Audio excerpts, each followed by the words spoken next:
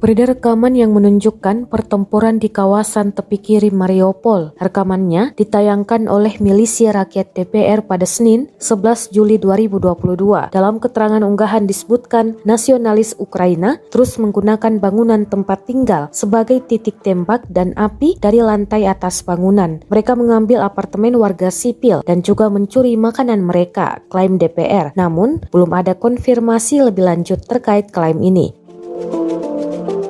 Tampak dalam video bangunan yang dipenuhi asap hingga suara tembakan terus-menerus. Diketahui Mariupol berhasil dikuasai Rusia setelah benteng terakhir Ukraina jatuh ke tangan Kremlin. Benteng itu berupa pabrik baja. Namun dikabarkan tepi kiri Mariupol masih berlangsung pertempuran.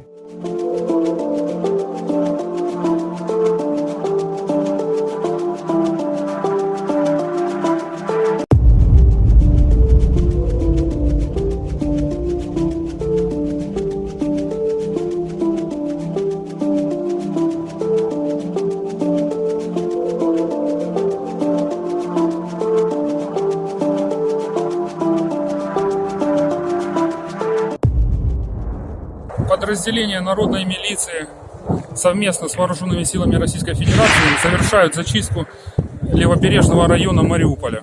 Украинские боевики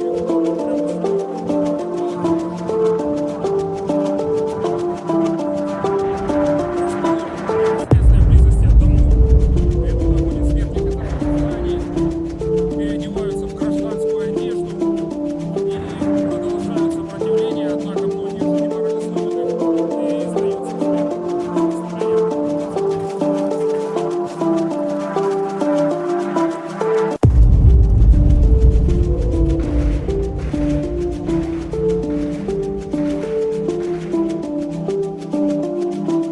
Это звуки в соседнем доме привел с собой комплект отсутствует, который в квартире.